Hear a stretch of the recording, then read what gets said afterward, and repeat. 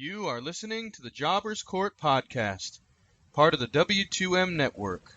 We're a podcast for wrestling fans old and new. Court is now in session.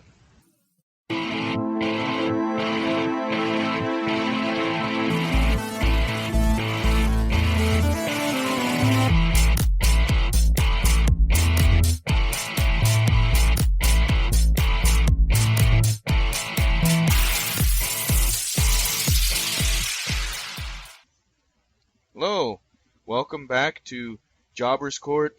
I guess now it's Jobbers Court to the max, as we've joined up with the W2M network and all of their different podcasting endeavors. I am Rasquatch, the king of this court, this roundtable that we're about to discuss some wrestling. So, I just want to say before we get started, you guys are lucky I'm even here because I could still be catching Pokemon right now. I spent a good portion, of my day collecting these damn things, and I don't think it's going to stop anytime soon. So, it's been something, that's for sure. And then my kids just want to go for long walks now and catch Pokemon. So, oh well, I guess. Damn thing eats your battery up like crazy, though. So, joining me tonight is my normal two members. We've got Cedric, the wise old owl of wrestling, or WOW, and we've also got with us the man of 1,004 nicknames, and also joining us, we haven't heard from him in a while. He's been a busy man, but the ultimate optimist, that is Optimistic Will, as we like to call him. Either one sounds good, so we'll just be throwing it to him back and forth. But welcome to the court, guys. And how are you this evening? Yeah, I'm doing well. And yeah, pretty much. But, since the majority of my Facebook feed has been filled with Pokemon Go, and that's even from a lot of indie wrestlers talking about Pokemon Go. Uh-huh. I think that tonight my nickname is going to be Pokemon. I like Pokahawk. If they still had the nobody's poking Hawk, sorry. If they still had a poke thing on Facebook, I would do it to you right now. Hey, I do the poking, nobody pokes me. I do the poking. I'm a one-way poker. What if you're playing poker? Then I fold. It's still on Facebook. You can poke people. Is it? Yeah. Oh man. Poked right now. Good lord. Just did it. Oh, Poked. I felt it. Is that a fat joke? You're gonna have to tell me about that. You're gonna have to tell me about that Pokemon Go offline, man. I've heard and read too much about it. All I can tell you is this: if you're into geocaching, it's basically geocaching for Pokemon. You walk around, the little Pokemon appear, you catch them, and there you go. And random buildings or gyms. But anyway, I digress. So, talking a little bit of wrestling tonight, we have several topics. Kind of get into them in order, but first and foremost, we're going to talk about the brand split in a particular article that we read from our friends over at tgrwrestling.net, and kind of their thoughts and one perspective on the brand split coming up. We want to talk about Brock Lesnar and the UFC, if the win or loss is going to have any value in future storylines. Also, if you didn't know, he's going to be facing Randy Orton coming up at SummerSlam. We got some other words from some wrestlers, some different points of view from their particular quotes that they've had. An instant classic match of the week and 3 fantasy matches. So a lot of material to cover here over this time period, but I want to start out first by talking about this article. It was titled, WWE Needs a New Championship Approach for the Brand Split. It was by an individual named Hank McCollin. Cedric, since you beautifully suggested this article, I kind of wanted you to start us out and give us your thoughts on his thoughts. Basically break down his thoughts and then let us know what you think, if you agree or disagree. Alrighty. Yeah, I was going over the TJR website, tjrwrestling.net, and this article did catch my eye because when I read it, the title of it talking about WWE needs a new championship approach for the brand split. I thought for a second that he was going to discuss what we have talked about before, which is should there be two heavyweight champions, one one world heavyweight champion like the previous split, which represented SmackDown, and then one WWE champion, which represented Raw. But he took a little bit farther than that. His message was not so much that, it was about what we've discussed, bringing prestige again to the title, where the title doesn't make the wrestler, but the wrestler kind of sort of makes the title. And that was like one of the many topics that or subtopics that he had under the article. So if I start with his first topic, he pretty much was kind of concerned about how the splits would happen and if the focus would be more on the older wrestlers versus the younger wrestlers. To his point, I do agree with him. I think that with this brand split, the focus should be developing your younger wrestlers. Now, that doesn't mean that older wrestler, the more experienced wrestler that has that star power, shouldn't be the focus at the beginning, but you should see at a certain point kind of those younger guys more feuding with these more experienced guys, and some of these more experienced older guys actually losing and putting over these younger guys, because there's only one way that you're going to create more value to your wrestler, and it's actually working with that wrestler, putting them in feuds that make sense, booking them correctly. Yes, they're going to lose, but also giving them those meaningful wins. I know we're not AJ Styles is not a rookie by no means, but one thing that as I was reading that Chris Jericho might be leaving again tour with his band, it kind of makes me think, that loss that AJ Styles had against him that so many people question in WrestleMania, so it kind of makes you think would have made more sense to have him win, especially if Chris Jericho wasn't being pushed towards a championship. So I know we've talked about win and loss being meaningful, not only because there's a prize at stake, but also just in the buildup of a character. So I agree with him on that. But the one thing that came out and stood out to me was when he talked about the titles. He talked about one champion representing both brands, and then the IC title at Raw and the US title on SmackDown. But to actually put it on someone, have someone hold the title that people will react, whether the person's a heel or face. And I do agree with him that the Kalisto time frame, the way he exchanged titles with Alberto Del Rio, didn't make sense, and we talked about that. And I do agree that even The Miz with the IC title not getting too much reaction from the folks. Again, he's a good wrestler, but was there really no one more worthy to put it on? A Kevin Owens example, even a Sami Zayn, to name two folks out of Cesaro, a third name that comes up. So I do agree with him. You have to not just put the title on anybody, but definitely make sure that the person you're putting the title on actually deserves that title and will bring that prestige to that title, just like Cena did with the U.S. Championship and Daniel Bryan with the IC title. Definitely, that's a huge thing for me. So those were the two topics that mostly stood out for me from this article.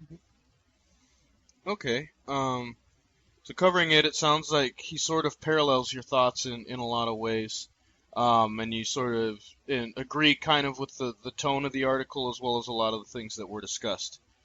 Okay. Well, the ultimate optimist, Will, have you had a chance to look over the article? If so, what are your thoughts on it?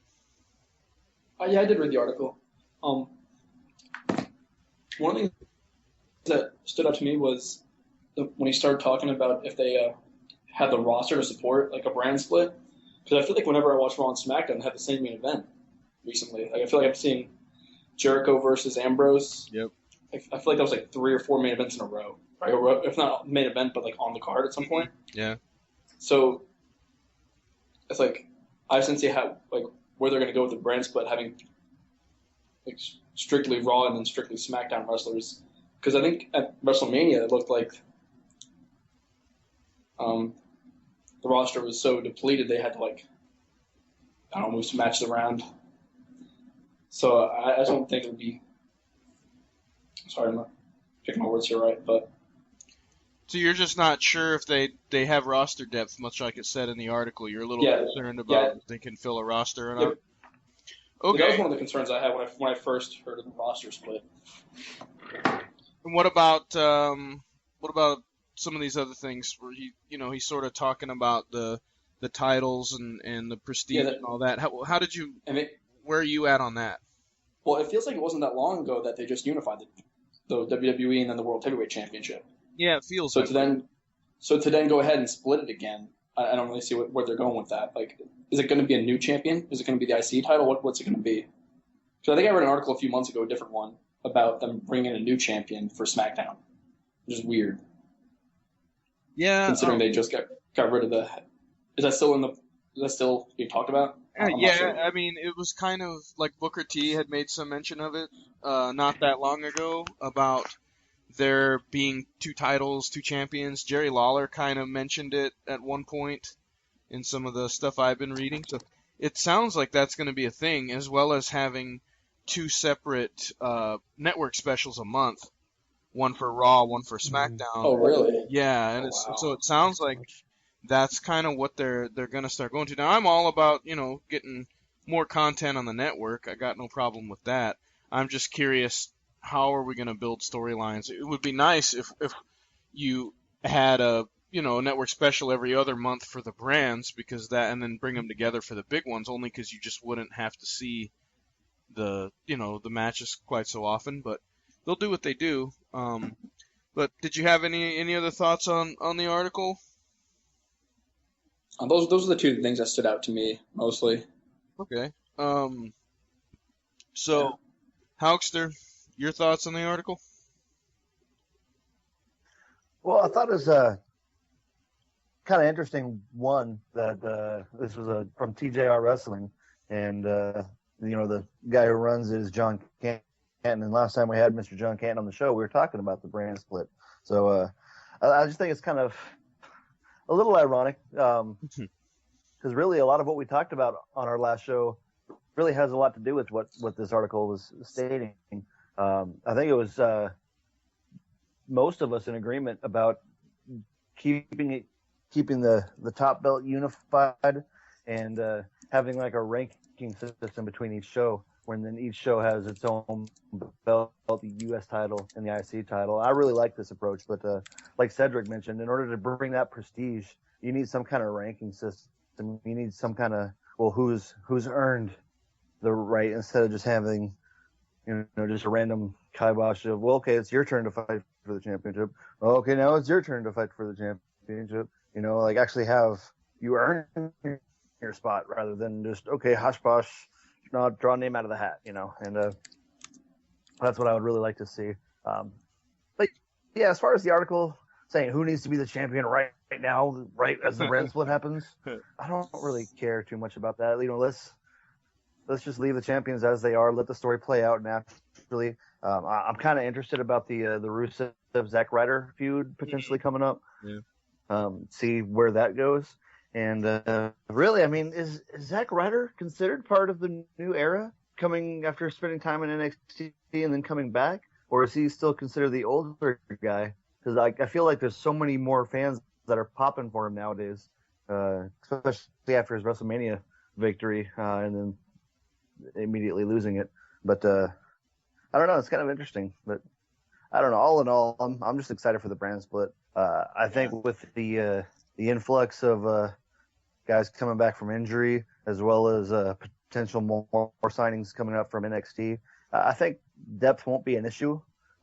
It's just going to be going back to the same problems that we've been plagued with for almost a full decade now, and that's going to be the booking and creative. So that's really where my worry is.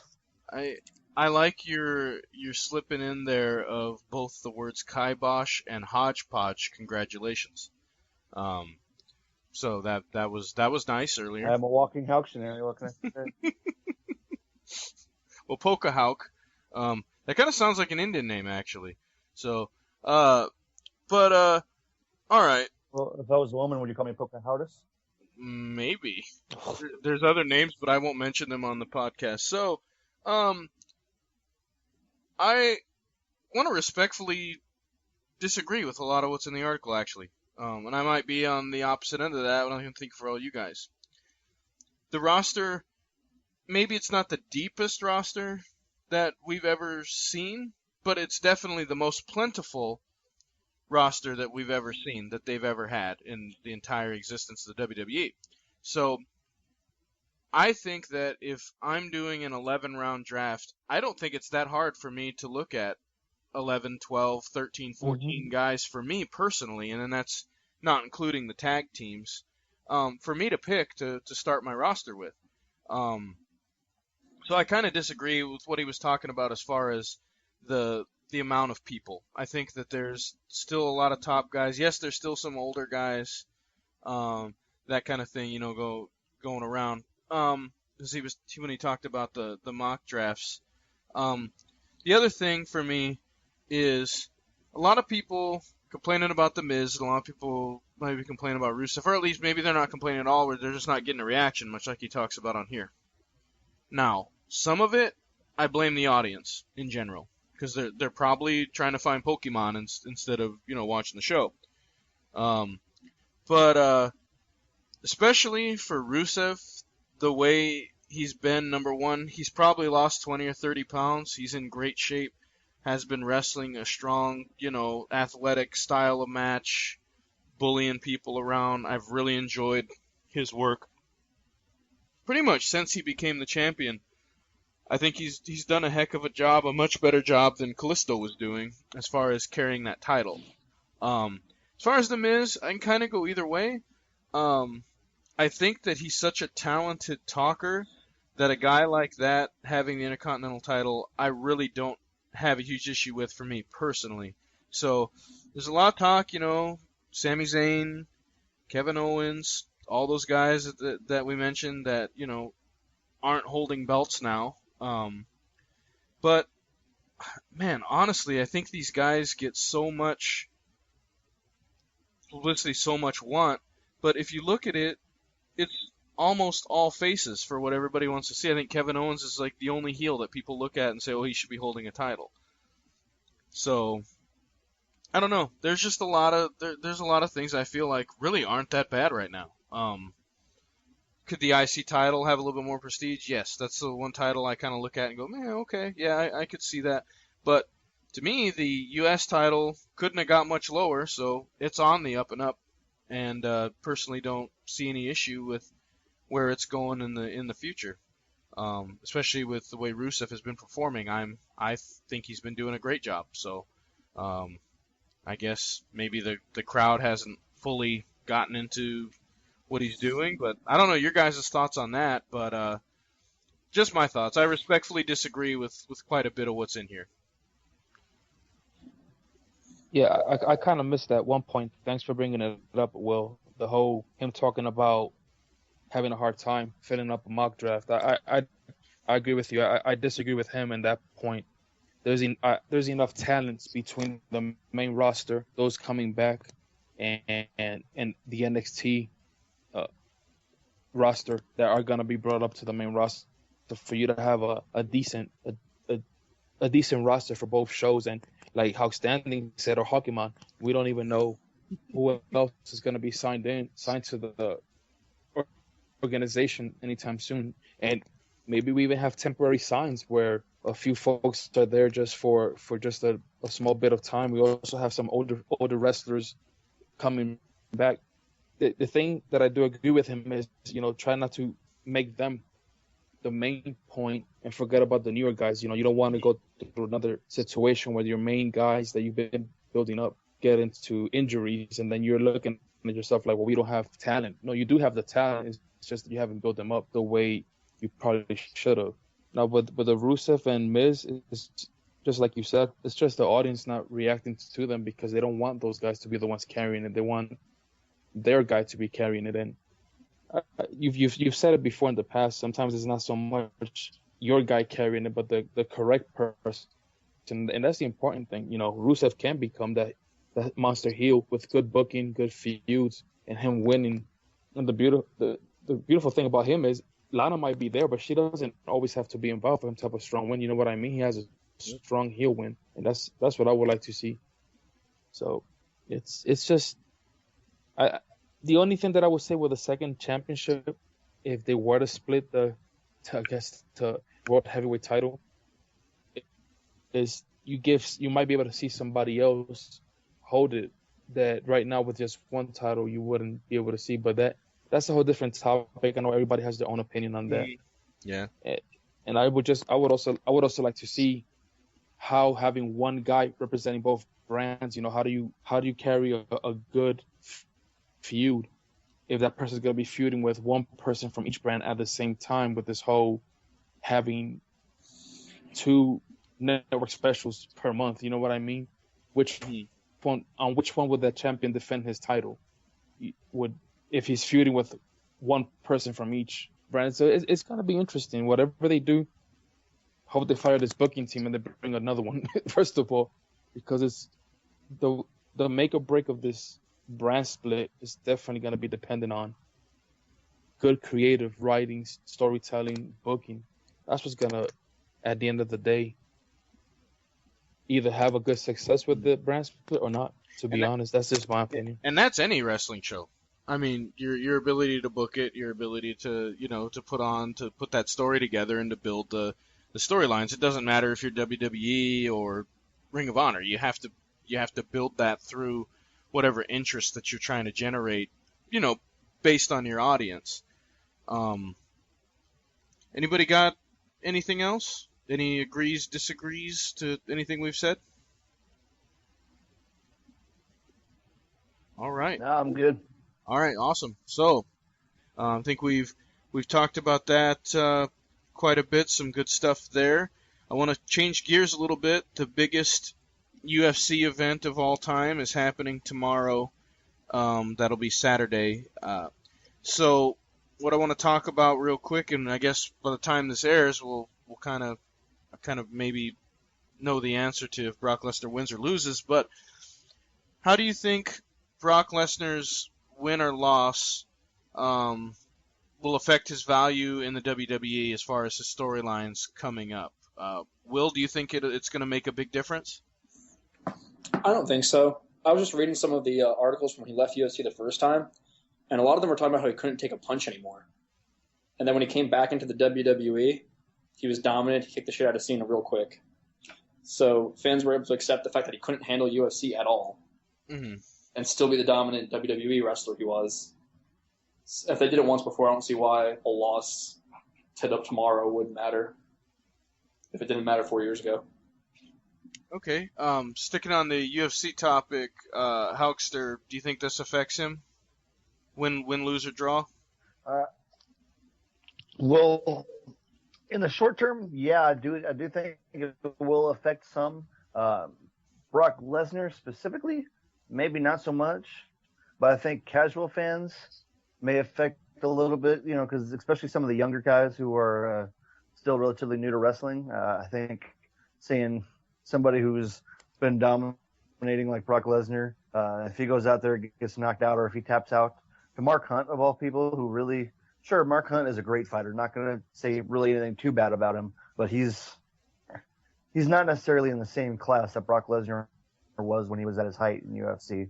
And when he left UFC, you got to remember that he was not at 100% for at least the last 2 years while he was in UFC. He was in and out of illnesses, in and out of surgeries. So he was not the man he went into UFC as. And over the last year, he's been, we've been hearing that he's back at 100%, and he's arguably in the best shape of his life now, better than he's ever been. So I think it's going to be really exciting to see.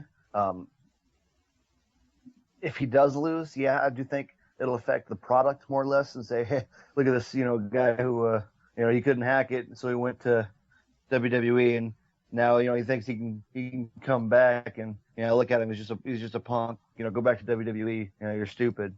So for casual fans or non-wrestling fans, I think it could hurt the product as far as just the legitimacy. And obviously, kayfabe's dead and all, but for a lot of us hardcore fans, it kind of hurts a little inside to see kayfabe being killed even more. So I think in the short term, yeah. I mean, in the long term, no, not really, because one's a legitimate fighting sport and the other's a sports entertainment theater kind of thing. So they're two completely different animals. Mm-hmm. So it's hard to really say in the long term whether or not it'll really affect anything. I don't think so. But in the short term, I might turn some fans off to pro wrestling who might be thinking about getting into it. If he does win, I think that brings in a lot of new fans to start watching WWE because this is just a one-off deal, and you already know that he's going to be advertised for SummerSlam all throughout that event. And they're going to be talking about WWE a lot during this event. So if he wins, I think it says something and helps bring more fans in to watch pro wrestling. Okay, Cedric, your thoughts on Brock Lesnar's winning or losing? I think if he wins, it's a plus for him. He can definitely brag about it. Well, not him so much, but I'm pretty sure Paul Heyman will let the world know that he won. and Mark Hunt is white, and Joe Rogan, he is a legend, not just in the MMA world, his days in Pride and any other organization he fought for MMA, but he's also a legend in the K1 circuit as well as a kickboxer. So don't let the name Mark Hunt fool you, especially if it's a new name for some of the listeners. He's known for just knocking out people that are supposed to not be knockable. I think I saw him knock out Bigfoot Silva and a few others that the names might elude me right now. But Roy Nelson. Roy Nelson is one of the hardest guys to knock out. He put down Roy. I think he put down one of the Hawaiian fighters that was supposed to be known as guy that barely gets knocked out. He also knocked him out. So if Brock wins against him, whether it be by submission or just pins him down, uses wrestling, or even knocks him out, I'll be pretty impressive for Brock. And like I said, Paul Heyman would not let you forget that one. But if he does lose, and lose by knockout, where it would hurt him is folks that cannot see the difference between wrestling and actual MMA. And I'm pretty sure the crowd will let him know. Definitely the crowd will let him know, and it will be up to WWE booking to once again book this man as the Beast Incarnate. But I'm sure some fans would not let him forget, and if they book it correctly, some of the wrestlers might not let him forget, and that's where him being dominant in the WWE ring will have to be, of most importance, because if not, then it will not look as the beast that we've seen so far. So it could affect him, but again, that would be for WWE to do their best to not allow it to run wild. All right. Personally, the only thing I'm hoping is if they could just get Paul Heyman to actually introduce Brock Lesnar at the event tomorrow, that would be pretty awesome. I don't think that's going to happen. That'd be awesome. But oh my goodness, that would be great.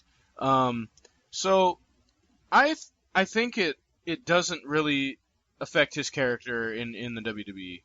I really don't. I think that you've got enough separate fans of MMA versus separate fans of pro wrestling, and enough people who understand, hey, this is a real fight versus it's not. I mean, he lost his last fight very quickly with a kick to the stomach, and I mean, that was pretty much it.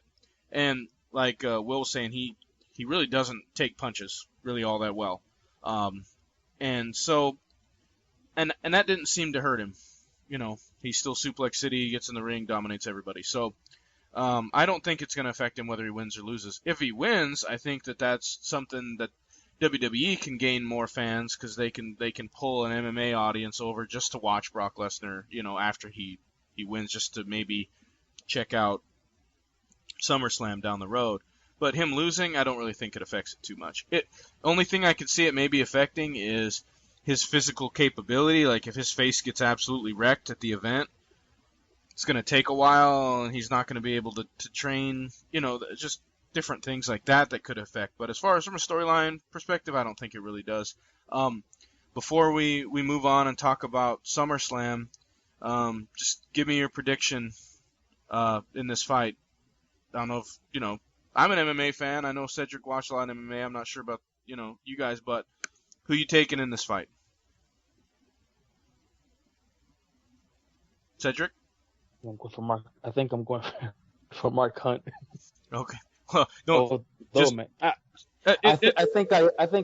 gonna stick to it. I'm gonna stick to Mark Hunt, but Brock looked impressive in the weigh-ins. I gotta be honest. Brock looked in MMA shape. That was something that he was missing these past few times in the WWE ring. He looked impressive. He looked ready.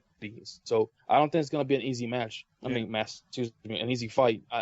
I wouldn't surprise me either way. I'm gonna stick with Mark Hunt. Sorry, Brock Lesnar. Don't hurt me. But I think it's gonna be a good fight. I think the biggest problem I have is I almost mispronounce Mark Hunt every time, and almost say Mike Hunt, and then it ends up in a whole nother can of worms. But okay, so Mark Hunt for you, Hawkster, who are you taking? I'm taking Brock Lesnar in the first round. Wow. Okay, yeah, that'd be something. Will, what do you think? Because I think both of these guys are going to come out here with something to prove. Mark's going to be coming out here. I'm not going to let this guy, so he's going to be pulling balls to the wall. Brock has been wanting to go back in the UFC, so he's going to go in there with something to prove. And I don't think either man is walking out of this first round and going into a second. Alive. And I'm walking out alive, damn it. You're going to die in the ring. Someone's going to die. Good Lord. All right, Will, what's your pick? I don't watch much UFC, but I would have trouble picking a guy that's coming off a 4-year break, like a 4-year retirement break. So I guess Mark Hunt, just on that alone. But I would like to see Lesnar win because I watch wrestling. Sure. I don't watch UFC. So Yep.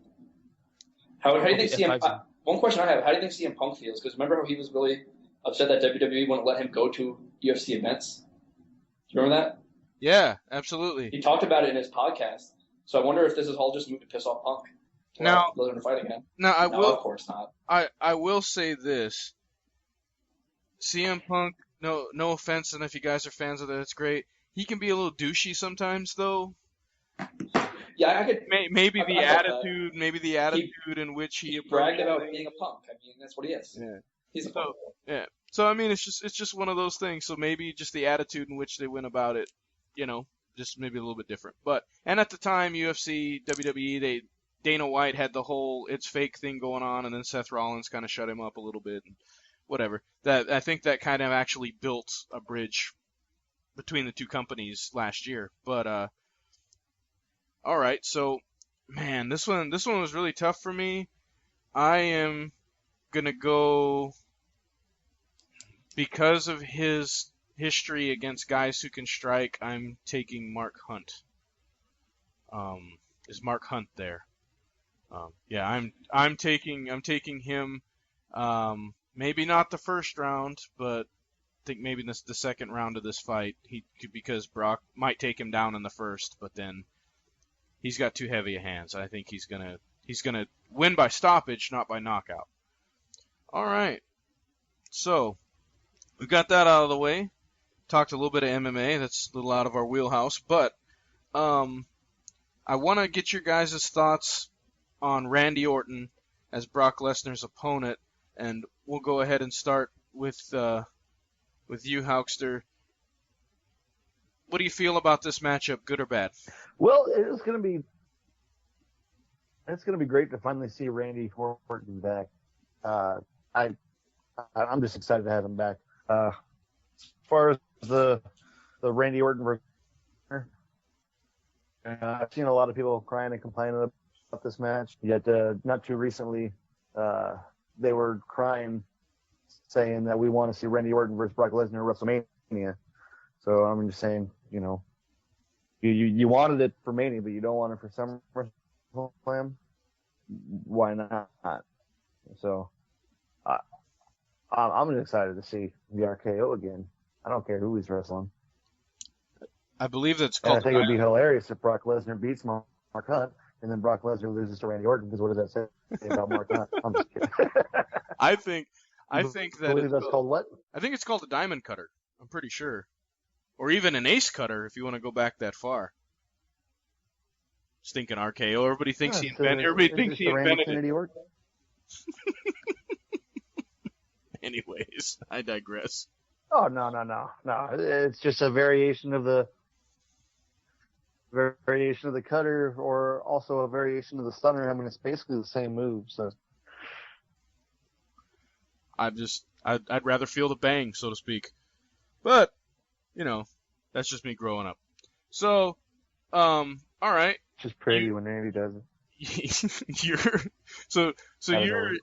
You're kind of you're excited about the match, but not excited about people's reactions to this match. Just to sum up. All right. Yeah, basically. Okay, Cedric, what do you think?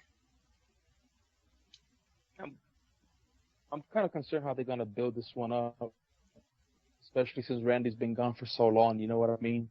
We've been discussing feuds and bookings and having two folks fight and make it meaningful, make it mean something with the end goal that makes the reason for the two fighters one against one means something. And this one kind of came out of left field, so I'm not too sure what it's gonna be, especially with Randy being, like I said, being gone for so long. Brock Lesnar pretty much being a Suplex City kind of guy, and that's about it. So this was kind of interesting. Let's see how they build it. If Randy will, I would assume he'll make a few appearances before the fight, and it's just thrown out there. There's really no reason for them to be feuding. If I'm not mistaken, I'm not sure something happened before he got hurt to kind of tie both things together. But Randy's always been a good fighter, in my opinion. I've read a lot of folks who don't seem to like him so much. Others can't wait to see him. I, for one, always get excited when RKO comes out of nowhere, but kind of reminds me of DDP when the Diamond Cutter came out of nowhere as well. Diamond Cutter. I don't know. I digress. But it'll be interesting. I think it'll be interesting. It'll be an interesting match, and hopefully they build it. What time they have? Hopefully Brock doesn't get knocked out too much into the future, where he sees that he either wins or loses SummerSlam. So. All right. Will, your thoughts on this match? Mark Hunt, treat him nicely. Oh, yeah. Careful with Mark Hunt. Will, what's your thoughts on Randy Orton versus Brock Lesnar? I wouldn't say I'm particularly excited for the feud. I mean, I don't know why. I guess just because Lesnar's been so dominant lately. It's like he kind of throws these suplexes wherever he is and doesn't really ever have a chance of losing the matches he's been in. But I like Randy Orton. I'm a big fan of him. I think the build-up for the match will be pretty good. So I'm excited more for the build-up than the match itself, I guess. Yeah. Okay. I for one hope it's a lot of talking. Actually, I hope these guys leave each other alone. I hope they don't even fight really until SummerSlam. I hope that the big build-up is a lot of Heyman back and forth and Orton. And just building it the old school way, through the microphone and through matches, but not with each other. That's really what I hope they end up doing with this. Hulk brought this up though. Like, if Lesnar gets knocked out quick, all Orton's going to do is sit there and talk about how Lesnar can't show up because he got his ass kicked. And what kind of build-up is that going to be for Lesnar? If he loses. I think I don't know. I think it's okay if he brings that kind of stuff up, but what I need to know is who's working face and who's working heel, because at the end of the day, that's sort of what we don't know. So if Orton's working heel and he's going to give Lesnar a ton of crap the whole time, when Lesnar gets in the ring and starts suplexing the hell out of him, I think you're going to get a good reaction from the crowd. It seems to me, though, like they're just taking this and just saying, this is a SummerSlam match, here's two of the best guys in our company, and they're just going to go at it. Not a whole lot of build-up. And so sometimes there's nothing wrong with that on the card, but wins and losses should still mean something. So we got to know what's at stake. What's the why should we care to watch this outside of just watching two guys go in and do some wrestling moves. So yeah, be interesting to see. I'm not quite sure what to think of it yet. So what? Let's see. Anybody else got any takeaways from this? That's where the build up, like we've all pretty much have said, that's where how they build this to make it mean something. Because I agree with you, just putting them, just saying two of our top guys, with Randy being gone for so long, he has to. If we had a ranking system, obviously he's lost a few places down, and Brock with his dominance has gone quite a few up. So it has to mean something. There has to be a build up to this. You know what I mean? And again, that's why I mentioned before that will be the only way that the loss would affect him. How he loses and just losing, because it can be used by creative to kind of infuriate even more Brock Lesnar if he were to lose, because even as a face, Randy is still kind of heelish, if that makes sense. Yeah, he's like a tweener. Yeah.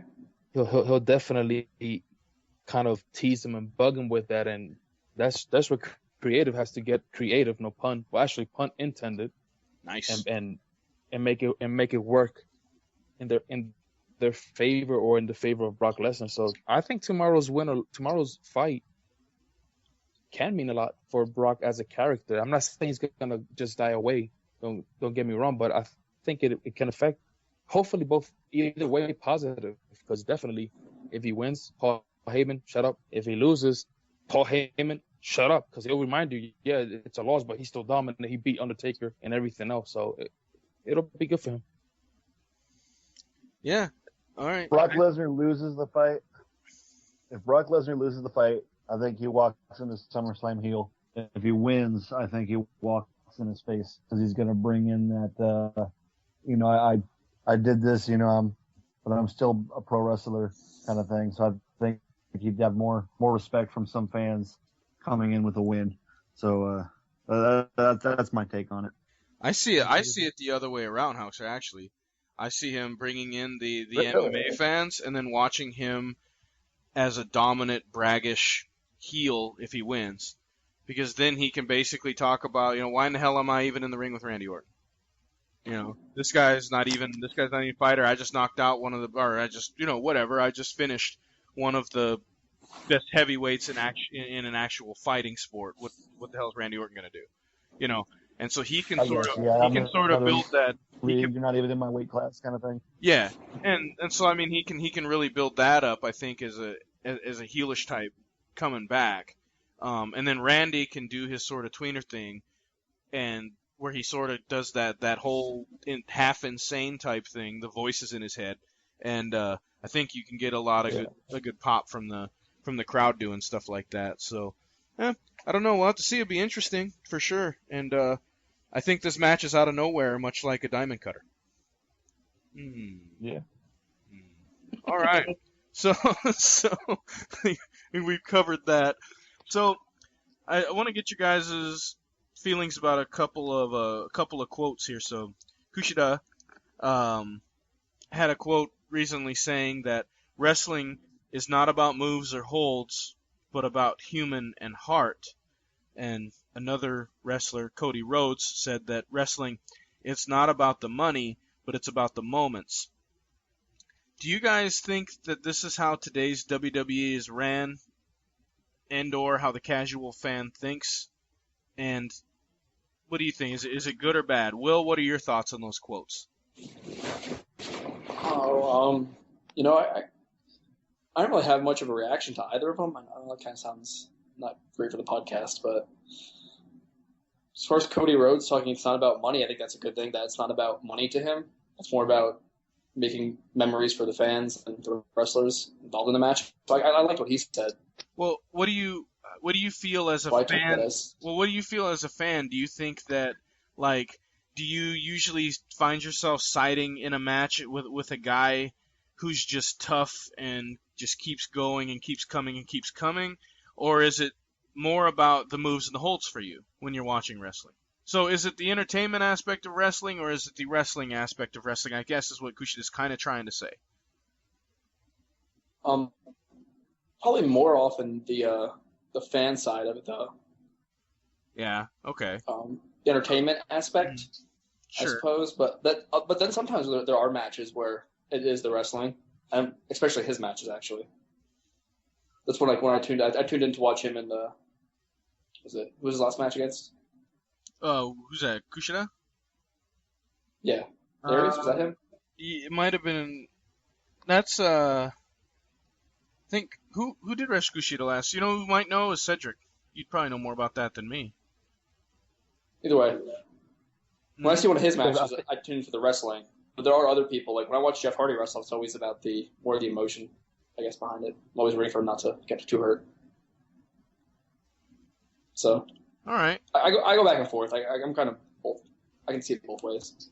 And do you think it's good or bad? I guess, with the way fans see wrestling, if you're basing it off of that, do you think it's okay for a fan to look at wrestling purely from the entertainment side of it versus the wrestling side of it? I think it's good because that means you can enjoy a match for what it is either way. If you have two guys that aren't the best wrestlers but they can entertain you, that's fine. And then when you have the two guys that are more technical wrestlers, you can enjoy that match as well. I think it's fine to be either way, either one. Okay. Cool. All right, yeah. I mean, obviously, I'm more into the technical stuff, but I'll watch Hulk Hogan Ultimate Warrior every once in a while and reminisce. So, Cedric, these quotes, what they mean to you, and do you think that this is where WWE is going, good or bad? By the way, the last match of Kushida was with versus Will Ospreay, and I think was Kushida with Nakamura from NXT. Yeah, so you're right. Yeah, that's right. You're right. Okay, so I think that first of all, the words that Kushida says definitely tells you a lot about the Japanese culture and how they see wrestling themselves. Wrestling is almost like a hybrid for them, with MMA included. So it's not uncommon to see a wrestler try out for MMA while in their careers in Japan. So it definitely talks about the culture and how they see things. When you see interviews, whether it be pre-show or after a match in NJPW, these guys talk like this is real stuff. Their interviews post-match, their interviews even as not just post-match, but I've seen when you watch an NJPW episode, usually one of the two guys in the main match will be talking throughout the actual episode, and the way they talk about their opponent is almost like this is not fake for them. This is completely real. The character, the match, what it signifies for them personally, what it means to the fans. So definitely his words are coming from the heart. And Cody Rhodes, obviously carrying the Rhodes name, we all know that he still, I don't think he feels like he's under the shadow of his dad, but he definitely respects and has in high esteem matches that the Dream had, the American Dream had versus Ric Flair and others. And definitely we can see these moments, what it means to us. We still talk about it. Mm-hmm.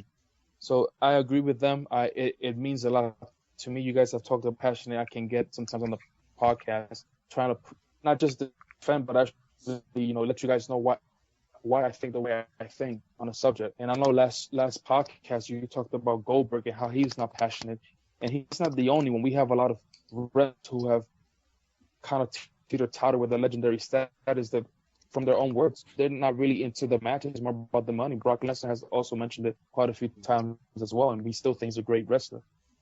But I think when you have somebody who's that passionate, they're going to put their heart and soul, regardless if they even have a jobber's role in wrestling. And we've talked about jobbers who we still talk about from back in the day. The Brooklyn Brawler. Brooklyn Brawler was give it his all. So Barry Horowitz was my dude. Barry Horowitz, definitely. So to me, it means a lot. It means that I think I'm more towards that passionate side of wrestling, the hardcore fan, or someone who just really, I enjoy it, man, guys. You guys know this about me. I enjoy wrestling, regardless of where it's coming from or the style. I just love wrestling, and that's why I appreciate what they have to say. It's good to know that within the industry there are wrestlers who still view wrestling as a passion. They still are fans of wrestling enough to see it as almost a real thing. How does it play out in WWE? I think WWE is more about the business, the monetary, putting people on seats and selling. I don't think it's so much about that passion. But then again, you have a Cena who will let you know his passion. You have a AJ Styles who will let you know, even though it's on a podcast, he'll definitely let you know about his passion towards wrestling. But I don't think as a company, as a whole, that's what they're for. Maybe with these guys and AJ Styles or even Cena saying it, maybe they will try to reach out to that type of fan. But I think for the most part, it's more towards putting people in seats and selling merchandise, selling tickets. That's just what I think. Okay. Hulkster, how about you? What were your thoughts, Polka Hulk? All right. Well, I'm gonna start off going the opposite way from y'all because at the end of the day, these guys do this for a living. This is their career. So to say it's not about money, it is about money. If you're not getting paid, you're not going to be doing this. However, this is your dream. This is what you've always wanted to do. You're living it out. You're finding a way to do what you love and make money doing it. So it's about both, to be honest with you. And anyone who says I would do this for free, no, I don't think you would, because you're not going to be able to pay your hospital bills when you get injured. So at least not at the top tier level, you're not going to be able to do this for free. So it is about money. However, I do agree with the moments, because this is your passion. Yes, 100% about the moments. I do like how Cedric was mentioning in JPW, how you'll have like interviews throughout the show where the wrestler's talking about his experience with the match, kind of reflecting upon the match. Because most of these times, like, the match happened, like several months or maybe even a year or so ago from when it airs on a television show here in the U.S. So, they're kind of reflecting back on it. And to me, that's the moments, and that's what really makes it cool for me. And as far as the Kushida, it's not about the holds, but about the stories, or about that's to me is what makes pro wrestling so awesome, because it's a play on legitimate combat sports, but it's more about the story being told, and that's why I love the build up. I love the emotion, the passion. That when you watch two people going at it, and you're on the edge of your seat, you're laughing, you're cheering, you're crying. That's the great thing. We make movies, as Vince McMahon kind of says sometimes. Sometimes professional wrestling is better than movies because of that storytelling. So I definitely agree there.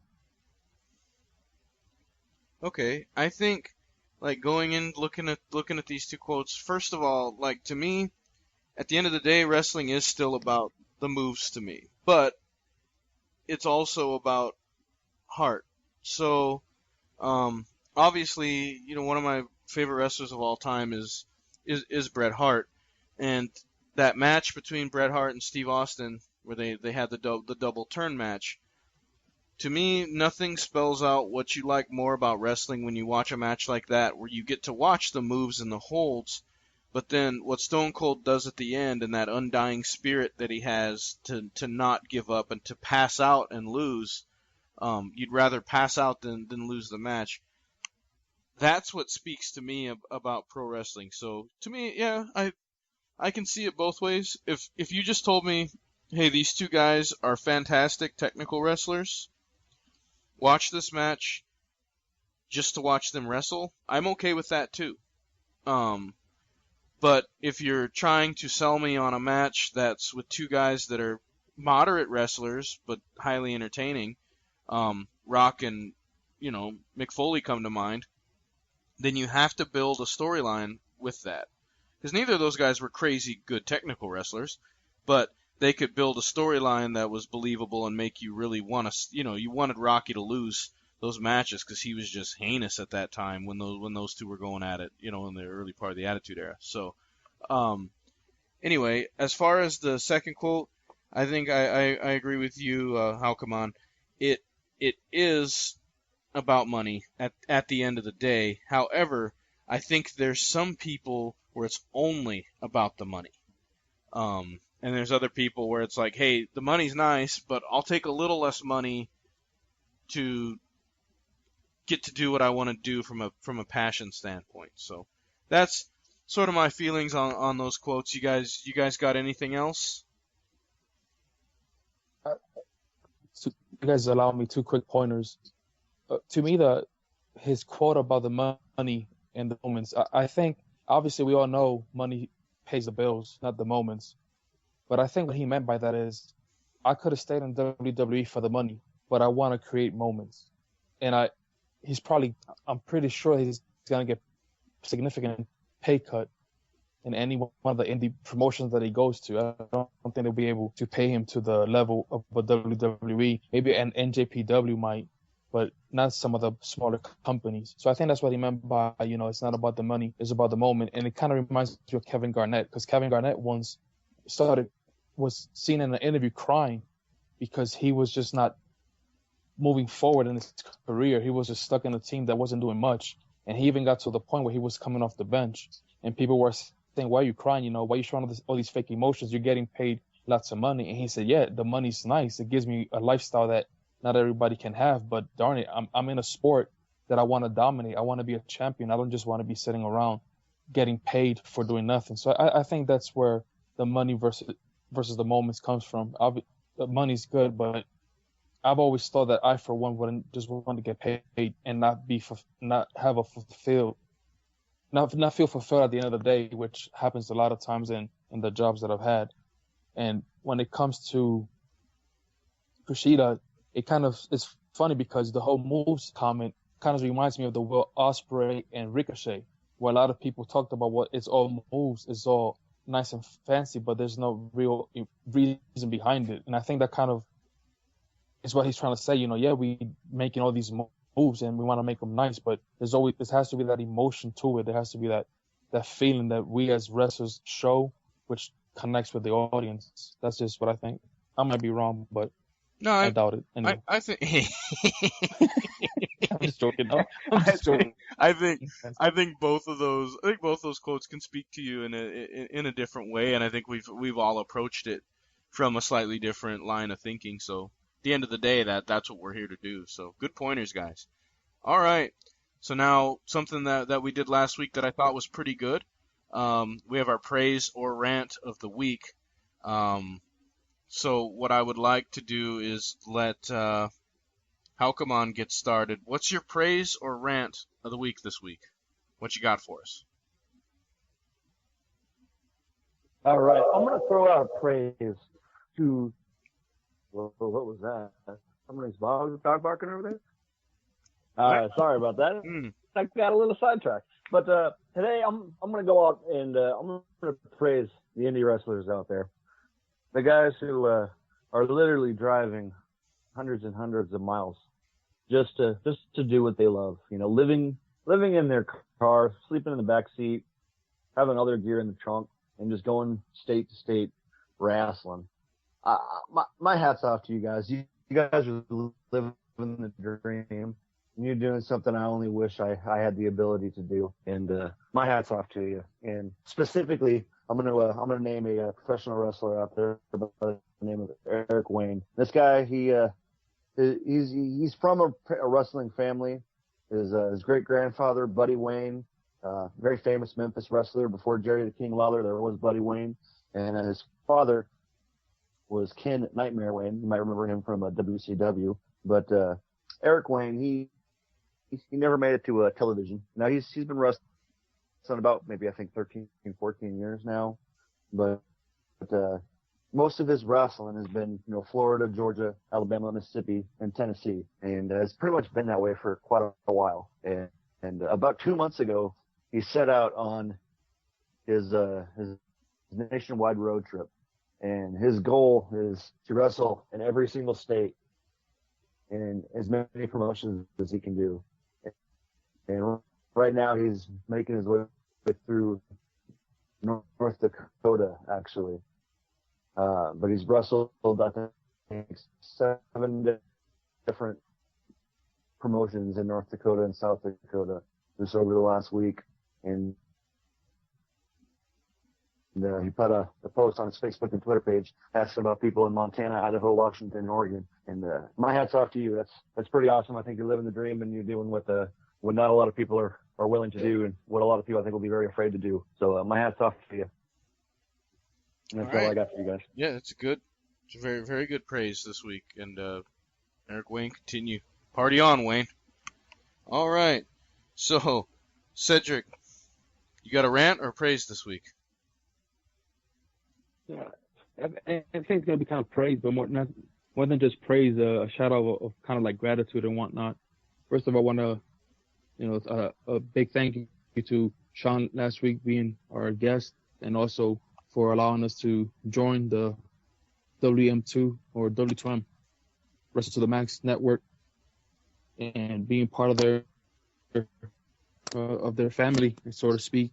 That's pretty awesome. Kind of we help each other out, bring our audience to you, and kind of have their audience be part of us as well, and be part of the Versus the Max family.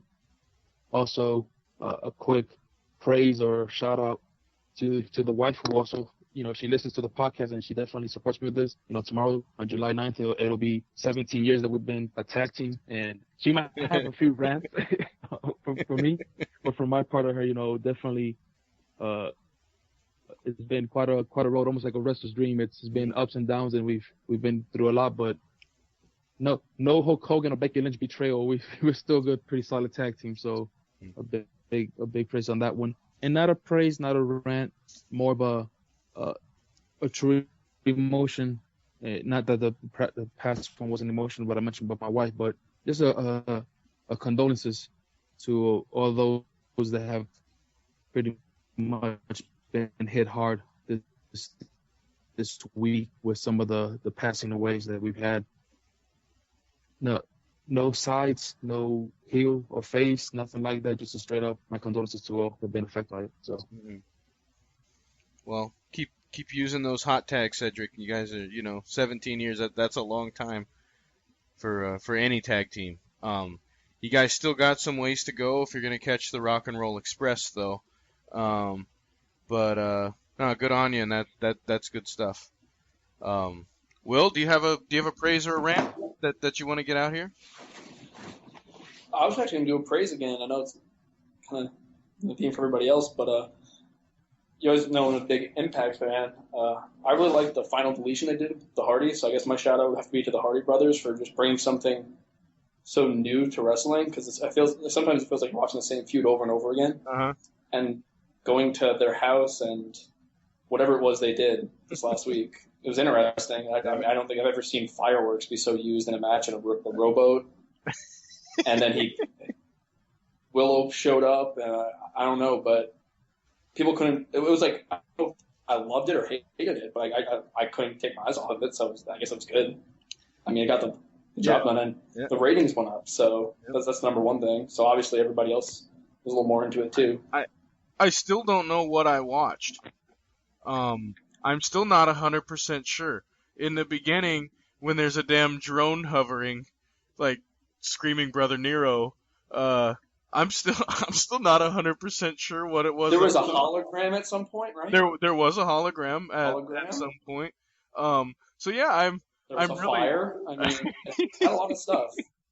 It was, and then the match itself, it was like if I was watching a movie that was about wrestling, but was it actual wrestling or not? I think it's the Hardys, so we'll let them get away with it. The build up to the match. Have you been watching TNA up to this point? No, mostly watching their vignettes. They've been putting their bodies on the line. Yeah, it's been good. If you like hardcore matches and you miss Jeff Hardy, he's still got it. He's still falling off of 20-foot whatever to fall through his brother on a table. Jumping out of trees and stuff, which I was like, how did that ladder get next to that tree? But anyway. The gardener put it there. He wasn't a very good gardener, I guess. I don't know. Anyway, good good stuff for TNA, and I actually, get you interested in watching it, after all this time. I'm glad they're moving to Thursdays. I like the move once They the. have to, yeah. I mean, you have to do that. Can't So. follow. All right. So we have 3 praises. So pressure's on. I actually was going to rant a little bit about, and I kind of got into it earlier in the night, but after reading the article, my rant tonight is, fans, what more do you want from Rusev to just get this guy a reaction? He's one of the most athletic, one of the most talented, one of the most aggressive guys that they have on the entire roster. He's a 300-pound man. Well, he's probably, 275, 280 now, but that can do super kicks, that can move around the ring, that can put some really good-looking, strong submission holds on guys in the ring that looks like he legitimately beats you up. And he gives hairy guys out there everywhere hope that they could be with someone like Lana. So, all I want to say is, look, just boo the guy, please. Give him a reaction. That might sound weird, but yes, please, boo him, and boo him heavily so that you can let them know that he's been doing a great job. Because me personally, I stand up and I give you a golf clap every time you're on TV. So, that's my rant. Take it or leave it. You guys have any? Do you guys have any thoughts on each other's particular praises or rants? Yeah, I've got some comments on the Matt versus Jeff Hardy match, and then I also have some comments on Rusev and how he can get over more. So, which would you like to hear first? Whatever you'd like to talk about first. All right. Well, when it comes to the Matt and Jeff Hardy match, I'm surprised by what I saw, but at the same time, I'm kind of not, because if you've at any point followed any part of Jeff Hardy's career and you know about his personal issues, I feel like that may have had something to do with it. Cocaine is a hell of a drug. But on the flip side, he's also an artist, and he's a very accomplished artist. And this, honestly, just everything about this looked like something from the mind of Jeff Hardy. So maybe instead of Matt doing all the booking, finally Jeff got a chance to say, you know what, we're going to do this my way. Everything my way.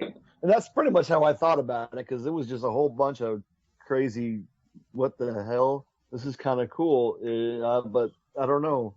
So it looked like something out of the mind of Jeff Hardy, and it was very unique, very cool, and that is why he's known as the charismatic enigma.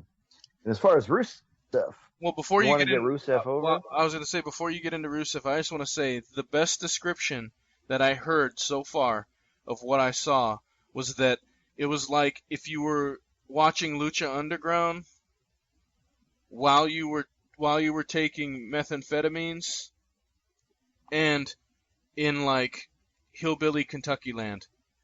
That's pretty much that's pretty much the best way I could describe what I saw. But continue. Hey, I'm not going to disagree with that. As far as Rusev, you need to have him escorted to the ring by a bear on a unicycle. Because when you think about Russia, don't you automatically think about bears on unicycles? Even though I think he's going by the Bulgarian route again, but it's all right. He's Nobody not from Russia. What the hell? Where's our Russian comrade when we need him to come on here and correct you? Anyways. Well, he's still being escorted by the ravishing Russian. Ah, what happened? I've been there. So, he's the ravishing Russian, but his woman's Russian. Are you saying he should get rid of Lana and replace her with a bear on a unicycle? Yes, and give Lana to I would get him booed. Zack Ryder. That might get him booed. You're right. What if the bear on the unicycle was actually Zack Ryder, and then he turns on him, takes off the bear costume, and then jumps him? That would actually be hilarious. I'm booking And he it can right yell now. woo woo woo because Woo, he's woo, woo. having a hard time keeping count. There we go. I don't even know. Woo Good lord. woo woo. Cedric, you got anything before we get into the match of the week? All right. I'm speechless. That was- I have nothing. I don't have much to say either, except wow, a bear on a unicycle. That's your solution. All right. Hey, to each their own. We watch wrestling for different reasons, right? Okay. So, instant classic match of the week this week. Before we break down the match, which you have selected Carlos Colon versus Jason the Terrible, Cedric, could you lay the groundwork of this match for us and maybe tell us a little bit about the build-up to this match? Because when we watch the match, it jumps right into it. So I didn't know if you had any backstory for us before we break this match down. The biggest backstory I can give you guys is, Carlos Colon pretty much would be Puerto Rico's version of Ric Flair. That's the best way to say it. He even uses the figure 4 leg lock. Mm-hmm. So this is one of many feuds that he's had, many wrestlers that have come to Puerto Rico to take his Universal title. And in this match, you guys realize he had 2 titles on him. Mm-hmm. So it's just one of those matches where it was getting to a boiling point. There had been a lot of interaction between both of them. And what better way to end the feud than going to a barbed wire match, which was pretty gruesome, something of the ECW days. So even the Funks, I think the Funks are even mentioned at one point. This is something something you will see in the backyard. So this is pretty much it. It was one of the many ways that in Puerto Rico, we have steel cage matches here, or that's pretty much it. That's pretty much what we have here: steel cage matches or 60-man iron match. But Puerto Rico, whatever they fought literally in the backyard. I think this would be interesting. Why did we put this barbed wire on the ring? And there you go. This is gonna be one of the matches to end the feud. Okay. So Will, what are your thoughts on this particular match? What did you think? Break it down for us. Yeah, I kind of feel like I was watching a CZW match for a minute there. It was just guys being thrown into barbed wire. Like, I felt like at times there wasn't much wrestling going on, just straight thrown into barbed wire, then getting stuck in the barbed wire for a few minutes. Mm-hmm. And then once Colon takes the mask off Jason and hits him in the face with it. Well, I guess he put it on first and then headbutted him, but that looked brutal. I don't know. That's not something I would tune into every week to watch. And I know I'll say you're not as big. A lot of blood. I'll say you're not as big into like the hardcore style. Of course, we both love like a couple of the hardcore matches, but this was on another level of things. I mean, I feel like WWE and ECW even weren't like this as far as like the amount of blood. Mm-hmm. And it was just blood. You can't really use the ropes, and if you can't use the ropes, you're just kind of like walking around in the middle of this little area. Because like in a match, you will go up to the top rope or throw yourself off the rope or something, but there's just no moves being done in a match like that. Yeah, because of the barbed wire. At the end of the day, it did end with a figure 4 leg lock, but there was a lot to get there, as far as the way that the match went off and kind of what transpired throughout the match. Did you pick up anything as far as the psychology or the layout of the match or anything like that you liked or didn't like?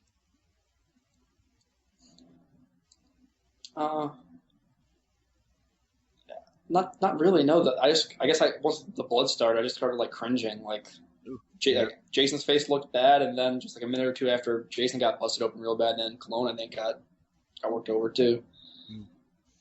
Okay, so I couldn't tell. So was that who was like doing the commentary on it though? Was it that? I'm not sure. Cedric, do you know who was doing commentary? Sounded like Stone Cold. I don't know if it was. He did have a Stone Cold type voice. It wasn't Stone Cold though. He did. I would have to definitely look that one up. I couldn't tell if they were. It felt like they were calling it as if like they thought it was, like not scripted. Like he's like kept saying things like, "Why didn't he go for the cover there?" And I'm like, "It's a barbed wire match. Like they're got more bleeding to do." I don't know. Because that's I thought it was funny. Because that's old school commentary. Really, it sounded like it might have been it could have been like Dr. Death, Steve Williams maybe. but I'm not sure. But I think the reason they did that, I think, in commentary was because that's how the product was portrayed. Obviously back from '89. I'm not sure when they actually did the commentary of this match because obviously it wasn't live. Yeah, they because I believe, Cedric, if I'm not mistaken, they would put these matches onto like their tapes or whatever, and then they would bring the commentators in after the fact, right? Yeah, that's the way it worked a lot in Puerto Rico. Yeah, okay, and that's what I had guessed because like when I had watched the Sheep Herders match and stuff like that, like they actually had the other tag team who faced the Sheep Herders in there talking about like that match with them and stuff like that. All right, so that makes sense. So a little bit bloody, a little bit intense for you. All right, Paukster, your thoughts on this match?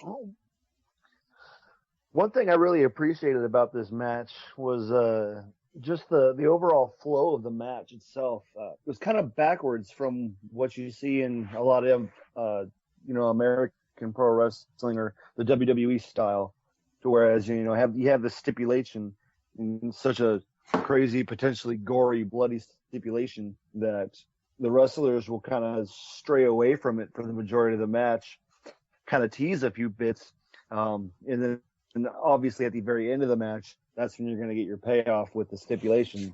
But with this match, it was pretty much the exact opposite. As soon as the bell rang, they were throwing each other right into the barbed wire, and they were kind of going at it, and it was just real knockdown, kind of just gruesome, like there was nothing shy about using the barbed wire in this match, and I thought that was just really, really interesting. So much blood too. Like we were just talking 2 weeks ago about the dog collar match with Greg Valentine and Roddy Piper, and I thought that was a lot of blood. But man, there was some massive bleeding in this match as well.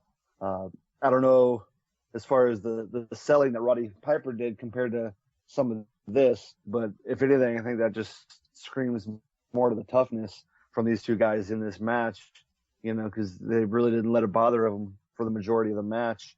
And then you get towards the end of it, that's when you start seeing Colon pulling out more of the technical grappling and the actual submission type wrestling. One of my favorite parts is, after he pulls off the mask, he starts wearing his own and he starts beating him down. Yep. And towards the end, he takes him down and he's just dropping elbow after elbow after elbow. And it's just like, man, is he ever going to stop dropping that elbow?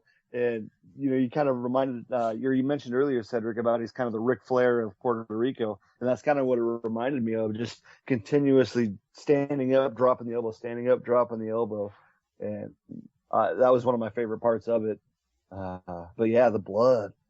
Gosh, it was a very different type of storytelling, but it really gets you invested in the long run. I really liked it. Well, I will say this: the kids were out on this one. They first of all, he looked like Jason, obviously from Friday the 13th. So my kids were already like, "Yeah, I'm good, Dad. I don't really want to see Jason fight anybody." So. The other thing is, they said, how old is the dude that he's wrestling? He's got to be like 50. That was that was the first comments that they had on this match.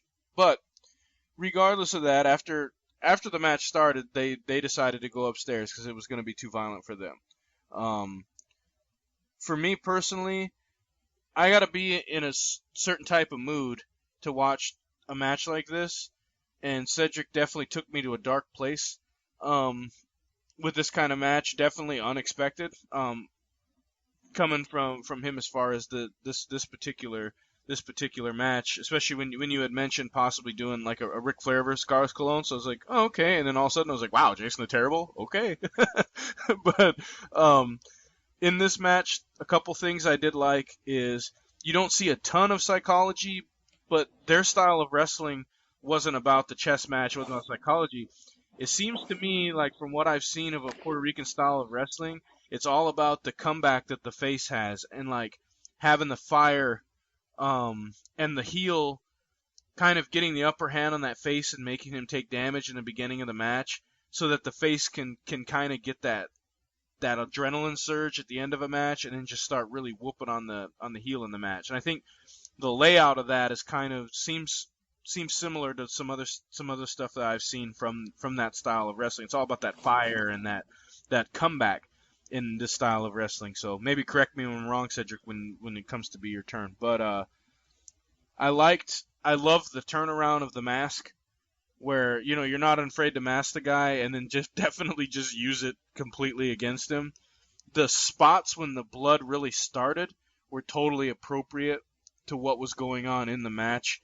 A couple of times it was cringeworthy. In fact, it kind of was cringeworthy almost to the Terry Funk McFoley point in their death match, and to some stuff, as Will said, in CCW, like with John Moxley, getting a handsaw used on his forehead. It wasn't to that level of cringeworthiness, but there were points where I was like, but you definitely felt the realism. The only criticism I have, and I don't know again if this was something that was common with that style of wrestling, was toward the end of the match, Jason the Terrible oversold every turnbuckle, every Irish whip, every because Carlos Colon basically got barbed wire to his back, barbed wire to his throat, barbed wire to his chest, and there were some grimaces of pain on his face, but when he would whip Jason the Terrible into the ropes, he'd put his arms out like he'd been tasered. And so there were a couple times in that where I was like, man, he's really overdoing it. But I think maybe that was just their style to really make the Faces offense look better. And again, I'll let you speak to that. Like the ending, though, at the end of the day, a good old fashioned figure 4 leg lock wins out, and eventually he just couldn't withstand the pain any longer. I like how Carlos Colon kind of held it for a little bit, made him unapply the hold before he released it. I thought that added a little bit to it. So good pick, just definitely unexpected, and was definitely sitting on the edge of my seat by the end of the match going, wow, how much more can they do to each other? So awesome. Cedric, do you want to talk about your match? Tell us, why you picked this match, kind of what it meant to you, and then break down the match for us. Okay, well, sorry. Maybe next time I'll have a disclaimer that you guys know what you guys are getting into when you start watching the match. At least you didn't give us a virus. True, you did not. You didn't give us a virus, at least. That's what's important. Okay.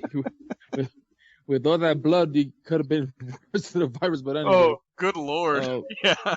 Or a different kind of virus. But continue. The reason I picked this match, I really was going to go with a Carlos Colon and Ric Flair match.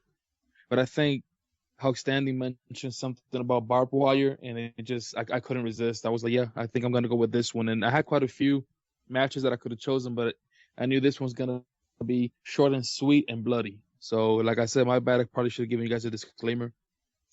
The reason I chose this because definitely, like I mentioned, Carlos Colon in Puerto Rico, he's a legend. Over 40 plus years wrestling.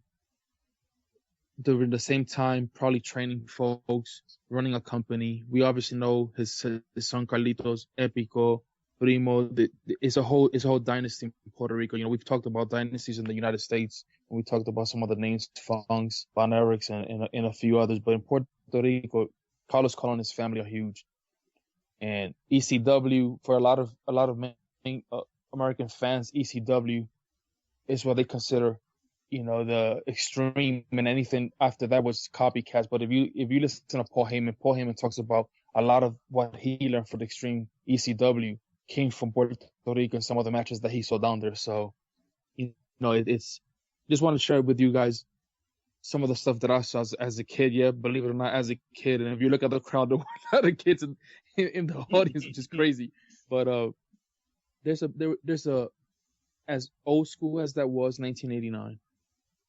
There's a passion that it's second to none when it came to Puerto Rican wrestling, and I'm pretty sure that Mexicans will say the same thing about the lucha libre, and Japan, Japanese with their strong style. But in Puerto Rico during that time frame, it was second to none. And to see, I remember we talked about the Starrcade match with Roddy Piper and Greg Valentine. One of the matches there was Abdullah the Butcher versus Carlos Colon. Just out of the blue, out of nowhere, these guys are there as well. So that's how important these guys were for wrestling. And Carlos Colon's is in the WWE Hall of Fame, and his presence in WWE wasn't much, but yet is what he has meant to wrestling. So I just wanted to share with you guys a little bit of it. The whole mask and the headbutts, Carlos Colon was known a lot for his headbutts. I guess when you get through so many cuts on your forehead, that thing calluses and becomes just a stone or rock or something. So he was known for his headbutts. And when you take off the mask and put it on, like you said, they weren't afraid to unmask him, and just to see him headbutt after headbutt, and just how the crowd reactions through each headbutt. That was another thing I wanted to share with you guys, the passion from the audience to what they were watching, seeing their hero, first getting hurt and then coming back and to win.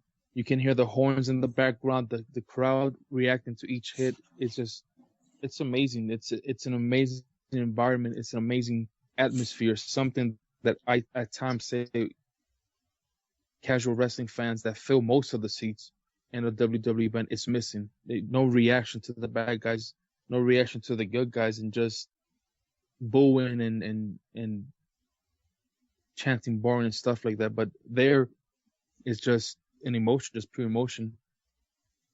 You asked something about the style. Yep, a lot of times the style is built for that. You see the face sometimes have an upper hand, but then at some point, especially like in a match like this, when it's almost like a feud ending match, usually the heel has the upper hand for most of the match, and then all of a sudden here comes the Hogan-esque build and the face comes to life. In Puerto Rico, a lot of the build-up is also promos. Interviews and promos are huge in Puerto Rico. That's something that you don't see much at times even in WWE. It's huge because a lot of the heat is going to come from those interviews, whether it's el gringo that doesn't speak Spanish, bad mouth in Puerto Rico, bad mouth in the heroes, and then the passionate reaction from the face to what's being said, or even if it might be a heel from the island or neighbor islands or whatnot. And I don't remember the other question you guys asked, but definitely it wasn't so much about the psychology. I guess the psychology was knowing that there was the heat between them, and just seeing how like how Standing said, regardless of how much blood they were losing, these guys were showing their toughness. Now I've seen other matches, and next time that I bring a match like this, I'll let you guys know. But I've seen matches where you can see them selling how that blood loss is making them exhausted. But in this one, the hatred that they have for each other was what was keeping them. Obviously, Jason, his character was, I'm Jason, I'm indestructible. Then Carlos Colon was, I'm the hero for my people. I need to come on top. So that's to me where the psychology came in. At the end, you can just see how full of joy he is to have beat his nemesis in Jason, and just the crowd just goes crazy. So I guess I just want to share a little bit of what I grew up with. Can I see this every day? Can I see 3 hours worth of all this? Maybe not. I will probably get tested after I watch the match, but it's part of my heritage. It's part of Puerto Rico wrestling. I just wanted to share that with you guys. Awesome. Yeah, like I said, interesting pick for sure. Just something where I was like, man, we're going dark. And so, when we do post this along with the episode, we'll be sure to just make sure people know that if you don't like blood, please don't watch. Yeah, otherwise, great pickup. Learned a lot just seeing a different style of wrestling that I don't really not too familiar with. So that's always fun. So, all right, awesome guys. So we've got 3 fantasy booking matches to cover tonight. Obviously, since we've already been able to kind of go over these tag teams in detail, it's going to be a little bit easier for us to sit down and kind of rock and roll through these things, pun intended, because we're about to talk about the Rock and Roll Express. So, that's punny but not funny. I haven't done that one in a while. So, what we want to do first is we're going to be starting with the Outsiders, Hall and Nash versus the Rock and Roll Express. almost a new school, old school matchup, sort of in that area in between with the Golden Age versus the Attitude Era. I would go ahead and take it back to Cedric to start us out here. What do you think of this matchup? Who wins for you? Okay, this one, like you said, we've already discussed these guys have broken them down as tag teams. So I'll keep it simple. I think the psychology and, well, not so much the psychology because I don't want to bring their time in the WWE, but definitely their strength and their size, I think would overtake the speed and agility of the Rock and Roll Express. So I will go with the Outsiders. I think Hall and Nash would take this one. And their time in WCW, I did see them face faster, smaller, more athletic guys, but even without cheating, they came on top because they did have the upper hand when it came to strength, power moves, and definitely the size. So I'll go with the Outsiders. Okay. Huckster, what do you think? As much as I love the Rock and Roll Express, I got to go with the Outsiders too. Just the knowledge that both Hall and Nash have, the fact that really both men could be considered ring generals in their own right, and just the sheer strength alone, it's hard to combat that, especially when you have guys like Marty and guys like Ricky and Robbie. I just don't think they can cut it when it comes to the Outsiders. All right. Will, you got an opinion on this one? Yeah, I would also pick the Outsiders. Again, just weird. They said the sheer size, they were huge. They made WCW look bad. They made, like, when they first went in, they looked. It was kind of like the invasion. WWF was invading WCW, and it looked like two guys were just better than the whole company at first. They were basically beating up the whole locker room when they got there. And they made wrestling cool for like a decade after. Like, NWO shirts are still recognized. Like, I mean, people were losing. Yeah. Everyone owned an NWO shirt. Everyone knew who the NWO was. I just bought a brand new one. I actually did not too long ago. About a month ago. I didn't know anything about wrestling, but I had the NWO video game when it came out. So great game too, WCW. By the way. Yeah, it's great. Yeah, Revenge. I knew nothing about second one, but I didn't know anything about wrestling, so I always picked the guy that had a bat. So I guess I was a Sting fan. I knew who Sting was. Sting was the man in that game. I was always the Maya Incan boy. But, I don't know why. I just always liked that guy on that game. But I figured that one out probably. But all right. So in this one, what I think is going to happen is I think you're going to see the Outsiders outmatched initially in this match because Rock and Roll is going to use their tag team wrestling and the old school style of tag team wrestling and really just out team them in the beginning of the match. But I think you guys are right. I think Hall and Nash are just too big, too powerful, too athletic, too good as singles wrestlers. If even though they're from a tag team perspective, Rock and Roll were much better, I still think the Outsiders would get it done, just mainly because individually they were just so good. Both guys, world championship potential on both ends for these guys. And so, yeah, I say we move the Outsiders forward in this one to the next round of the tournament. So that's going to bring us back to Harlem Heat versus the Head Shrinkers. Kind of an interesting matchup. Both were around at the same time, but different companies, so they never really got to interact with one another. Will, who wins this matchup for you? I can't ever really remember a Head Shrinkers match too well. I had to do a little research on them, but I can think of Harlem Heat right off the top of my head. And I remember a lot of their moments on their matches, especially Booker T, considering the success he went on to. I would go with Harlem Heat. Okay. Hoxter? Yeah, I'm going to have to go with Harlem Heat as well, man. Booker and Stevie Ray. At the time, they really were probably one of the best tag teams WCW had to offer. And at this time, sure, the Head Shrinkers, they have their prestige, but I just don't think they could match up to just the competitiveness and just the sheer entertainment value that Harlem Heat had. Okay. Cedric? I'll choose the Head Shrinkers. As much as I like the Harlem Heat, I definitely think that the Head Shrinkers were built to be these big, strong Samoans. That it was just not technical. It was just a really dirty, brawling style, smash mouth hitting type of team.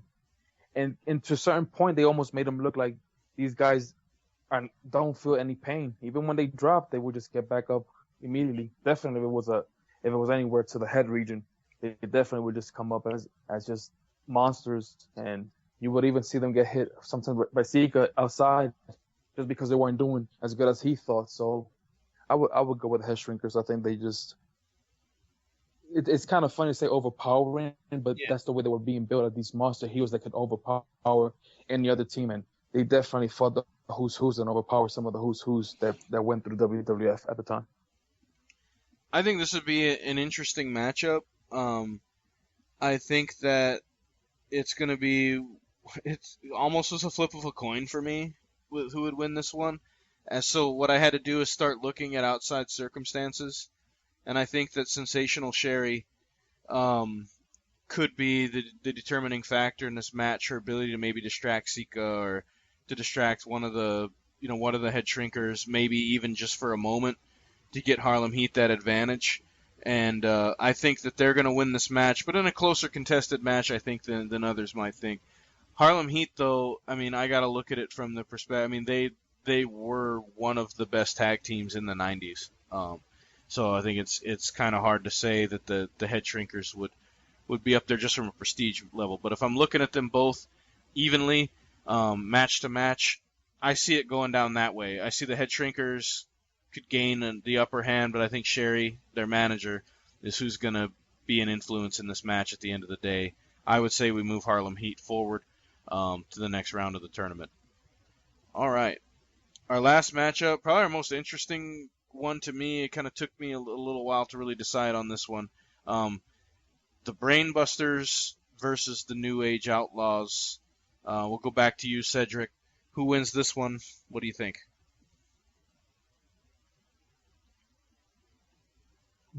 This one to me was difficult because, again, it puts you on the spot of, do I want to just keep it WWE only or WWF, or do I want to get out of this, out of that era, out of that company?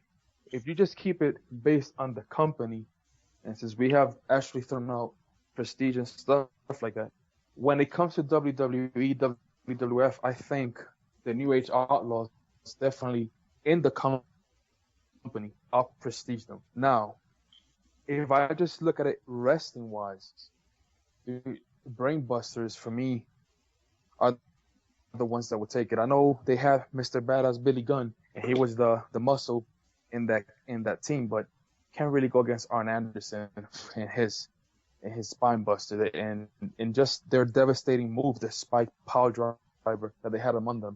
Mm-hmm. So I'm going to risk it, and I'm going to go with the Brainbusters because I definitely can enjoy those two, in my opinion, more than the New Age Outlaws, though. No disrespect to the New Age Outlaws. Amazing team that even a few years ago, they were carrying gold once again, which means how much respect they have for them. But for me, I will go with the Brainbusters. All right. Halkamon?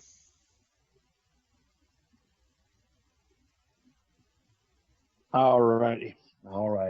Well, one of our topics earlier today, we were discussing, is it about the moments or is it about the moves? Now, if it's truly about the moments that, make wrestling great, then are you ready? I said, are you ready?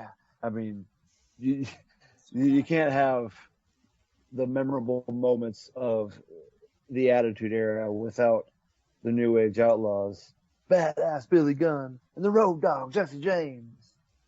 Because those guys were it. I mean, we talked about the NWO. Everyone has an NWO shirt. Who doesn't have a DX shirt? Who still doesn't do the cross chop and say suck it? I mean, come on, let's be honest here. And if it's about the moments, then the New Age Outlaws for sure.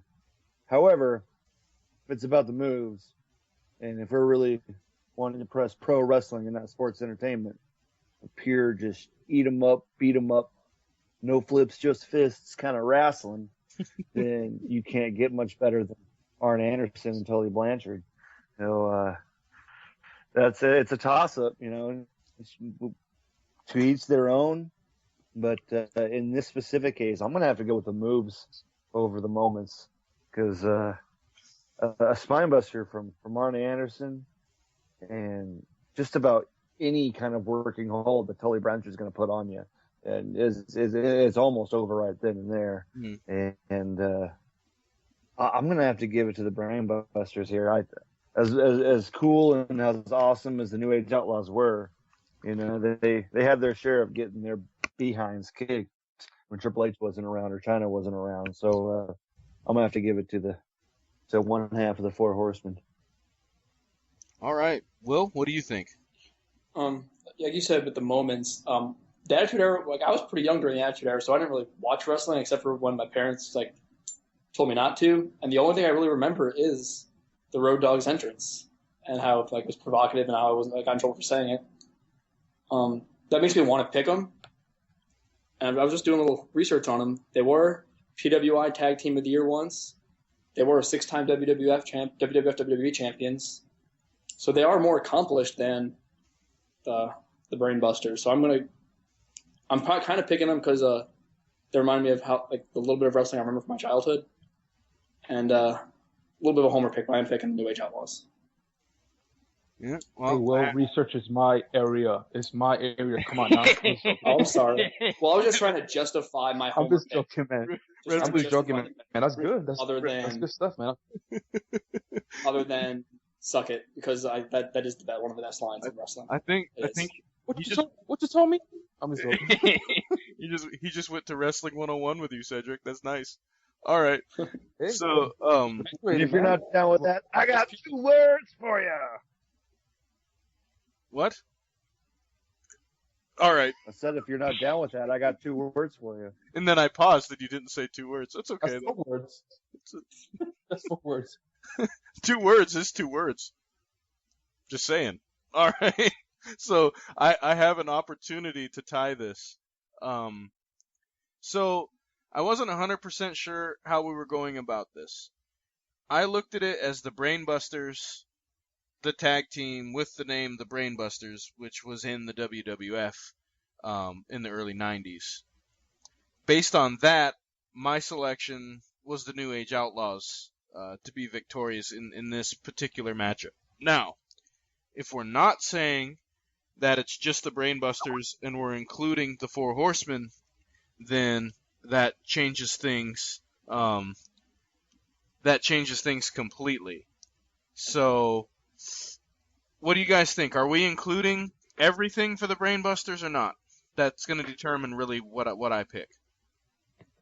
What do you guys think? What do you mean everything? Are we what happened after? Well, no. Are we including them as their Four Horsemen years back in the 80s, or are we only talking about the Brainbusters in WWF from 90 to 93 or whatever? I would say just include them as WWF, but realizing that they still show those moves. You know what I'm saying? They still show the wrestling holds that made them great even outside of the company. So okay. You can either that's what I would say. And do the best to probably keep, if you can, the whole titles and prestige and everything. Just hold for hold or not. It depends, but I would say just keep them in WWF because that is when they carry the Busters name. So if that's the case, then I think the New Age Outlaws win primarily because of this. The matches the Brainbusters were in, there were a lot of matches where they had to rely on just pure unadulterated cheating to win matches. They also kind of had I guess, pardon my French, but they kind of had a chicken shit heel kind of thing going on with Bobby Heenan. They roll out of the ring a lot. They disrupt the matches a lot. They would run away from opponents. So they definitely weren't what they were back in the glory days of the Four Horsemen. So I'm going to take the New Age Outlaws. I'm going to put this as a tie. And I believe we may need some help from some outside sources to break this tie. So before we move anybody forward in this one, we'll ask an opinion put up a poll, something along those lines. But I see this being tied as 2-2. Any takebacks, any changes of mind, anything like that? Now's the time. Well, if we put up a poll, we're going to have to handcuff a briefcase to it, and Eric Bischoff's going to have to promote it. So I don't know if we want to go down that road again. I think I'm okay with that as long as is it Viagra that's on the poll? Sure. I mean, all of these guys are getting up there, so yeah. That's a double pun. I like it. Good Lord. Anyways, I don't know if we're allowed because I don't think Road Dogg can take any type of drugs anymore. So I'm even gonna say he's out on Viagra. But all right. Well, for now we'll keep it 2-2, and we'll address the rest of it later. Well, if he can't do that, then the Brainbusters automatically win because it's a Viagra on a pole match, right? Dude, you're brain busting me right now. All right.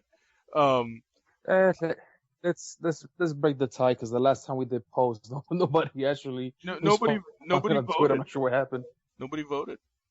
Listen, based on what you said, and even how Stanley was saying it, if we're going for moments or moves, I think that the one thing that I do remember from the analysis from when we're looking at the Brainbusters just as a WWF product, they would give you hints of who they were, but unfortunately they were never booked as who they were before they even joined the WWF. And you're right, Bobby the Brain Heenan had to have a lot of hand in their wins. If not, then there wasn't a win for these guys. So let's let the New Age Outlaws move forward, in my opinion. I don't know what Hawk Standing thinks. What do you think, Hawk Standing? I got 2 words for you. All right. Well, you know what? Then let's go to the poll then, gosh dang it. Yeah, no kidding. Jeez. Gosh. No, we'll move the New Age Outlaws forward then. And so where does that leave us with our fantasy tournament? Okay, that should leave us only with 2 more matches. And where in the world did I put that bracket? There it is. Briscoes versus the Midnight Express and Legion of Doom versus Demolition. Oh, man, that's going to be a good match. Those are going to be 2 good matchups. Man, incredible. All right. So, do we want any sneaky peeks this week? What do we think? Whose turn is it? Is it back to me? Yeah, I always appreciate the sneaky peeks. So if you wanna peek out a little sneak for me to look at, let's do it. I'm gonna peek out a little sneak. The Viagra's kicking in. Yeah, something. I feel like I'm wearing one of those hospital gowns backward. But anyway, just anyway. So back to the pole match. All right. I started putting a little bit of thought into this one. Not 100% decided yet. It depends on how long a match you all really feel like wrestling, but I'm kind of wanting to go back to one of my top 5 matches because we're still covering, it's my next pick. I kind of want to do an Iron Man match that was over an hour long back at WrestleMania. One of my favorite matches of all time. But so for now, that's what I'm sticking with. May change my mind between now and then, but for now, that's what I'm picking.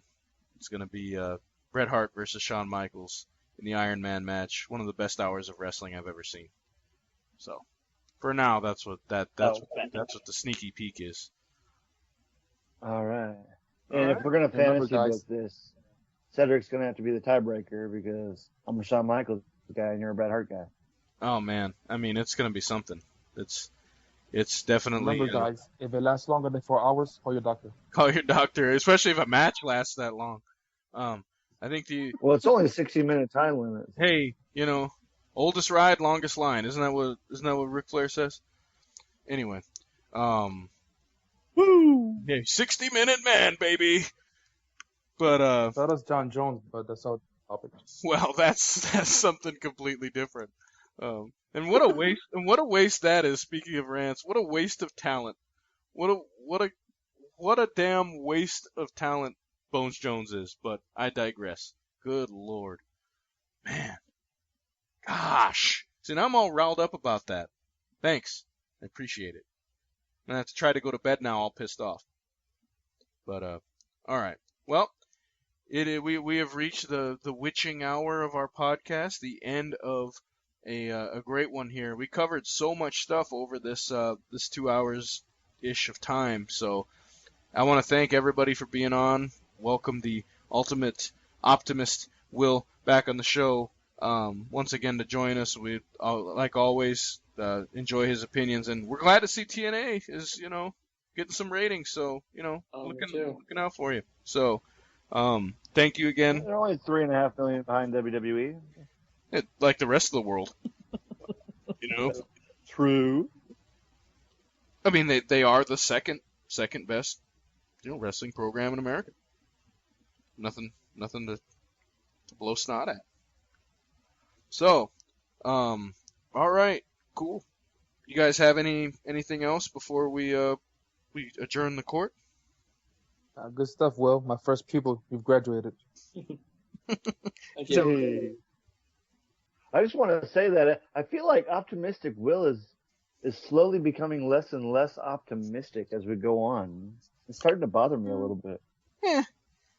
I think optimistic. There were a few things today, I didn't agree with. Yeah, especially when we got to the brand split, I was not as optimistic as usual.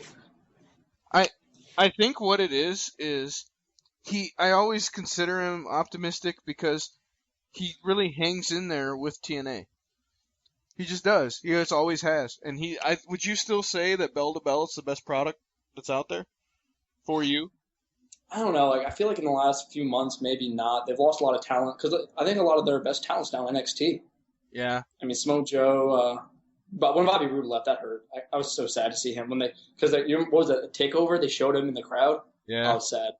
I was just a little sad that day. Kind of ruined the rest of the pay-per-view for me, actually. Anyway, they had some good moments. If you actually watch the whole deletion episode, you see a pretty good X Division match. Although they really fucked up the X Division too, which another thing altogether. But oh yeah, I was hearing about that they kind of were having some issues with that. But I don't know, the X Division. They gave it to a non-X Division wrestler who then went on commentary and said the X Division is stupid. What the fuck, Mike Bennett? Well, this is not optimistic, Will. I feel like the wise old Owl's Wrestling 101 has jaded him. He says Brad knows me pretty well that I'm not optimistic all the time. He knew that. We didn't know that. It's actually more of an inside joke.